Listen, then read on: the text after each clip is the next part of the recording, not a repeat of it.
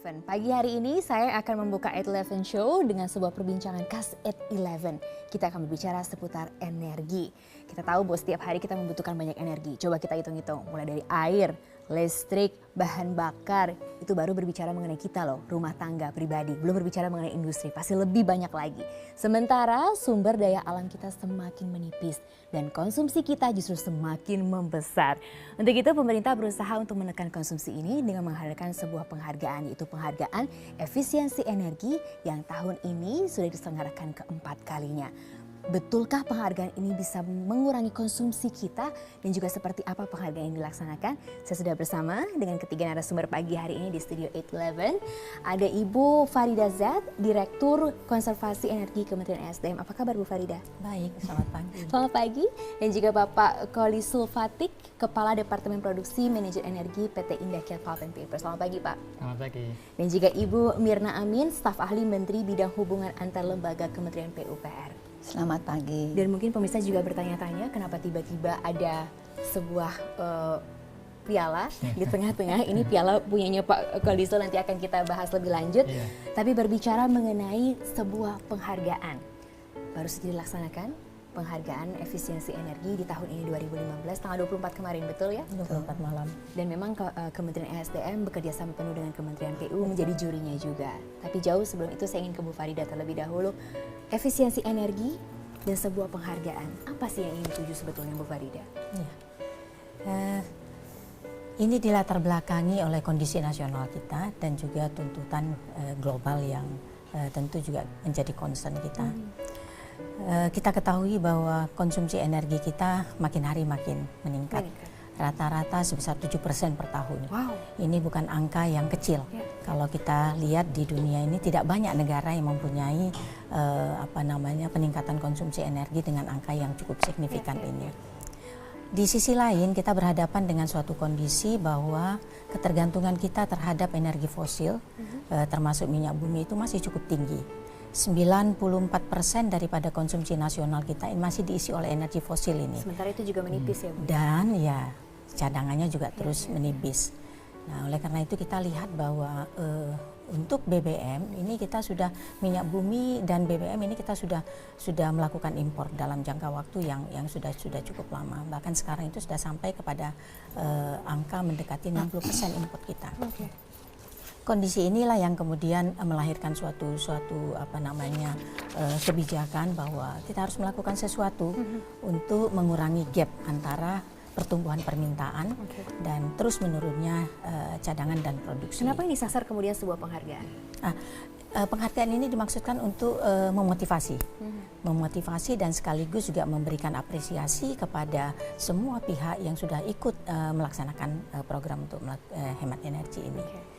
Dan sebagaimana juga kita ketahui bahwa hemat energi ini atau energi efisiensi dan energi konservasi ini juga menjadi salah satu tolok ukur di dalam pergaulan global.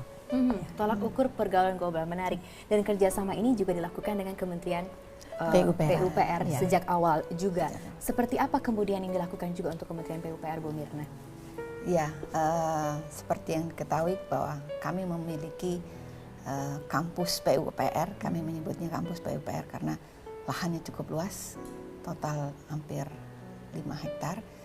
Dan pada waktu itu, tahun sekitar 2010 begitu, Bapak Menteri Pekerjaan Umum, waktu itu masih disebut Pekerjaan Umum, mengambil kebijakan bahwa gedung yang akan dibangun sesuai dengan master plan itu adalah gedung yang hemat energi, artinya green building. Jadi Kementerian PUPR juga sudah memberikan contoh maksudnya seperti itu. Dengan demikian kita melakukan dari sisi pemerintah memberikan suatu contoh dan mudah-mudahan ini akan menjadi role model bagi gedung-gedung pemerintahan lainnya atau gedung-gedung dimanapun di Indonesia. Menjadi menarik karena ternyata sebuah penghargaan ini yang dilakukan dan kerjasama Kementerian ESDM, PUPR dan juga ada beberapa ini lainnya juga ada beberapa kategori dan tidak hanya melibatkan swasta tapi juga pemerintah, betul begitu ya, Betul. Farida dan juga Bu Mirna. Dan kebetulan juga salah satu pemenangnya adalah dari PT Indah Kiat Pulp and Paper, di mana Pak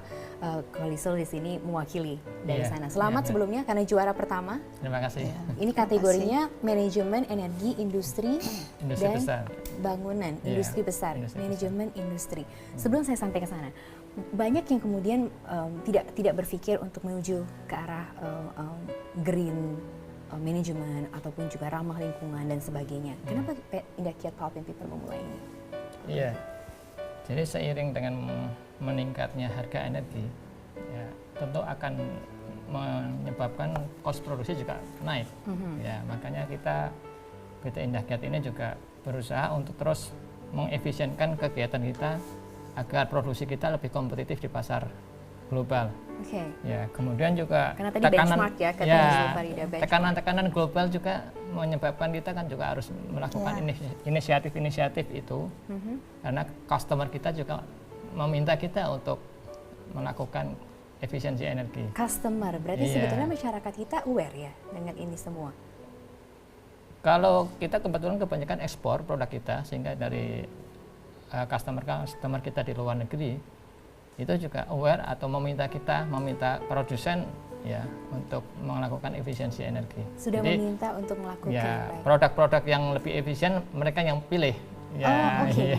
Ini menjadi menarik dan juga sudah muncul di layar kaca pemenang penghargaan. Berarti ada kategori-kategorinya. Bu Farida, apa saja sih sebetulnya kalau Indah Kiat Pulp and Paper adalah tadi pemenang manajemen energi industri. Kemudian ada apa lagi? Ya, di bangunan juga kita lakukan. Oke. Jadi di bangunan itu termasuk bangunan pemerintah seperti yang dimenangkan oleh PUPERA, ini adalah PUPERA juga bangunan, menjadi pemenangnya. Jadi aset-aset pemerintah dan bentuk bangunan itu kita dorong untuk terus melakukan efisiensi daerah, termasuk juga yang di daerah, tidak hanya pemerintah pusat tetapi juga yang ada di daerah. Dan di samping itu bangunan-bangunan komersial seperti hotel, mall dan lain-lain ini juga kita dorong. Jadi kemudian tidak hanya berbicara pusat, tapi pemerintah-pemerintah di daerah betul. juga ikut diajak dan ikut juga kita sama-sama berhemat. Betul. Ini ada muncul Sulawesi Selatan juga menjadi juaranya dan sampai ke sana juga ya, sebetulnya betul-betul melihat sampai ke sana. Karena ini sudah mulai menjadi branding. Mulai menjadi branding, Mas. Dalam artinya seperti apa, Bu Farida? Artinya ketika kita tadi Bu Mirna menyatakan bahwa Pak Menteri sendiri concern bahwa aset ataupun gedung yang ada di Kementerian PUPERA ini sudah harus mengarah ke green building.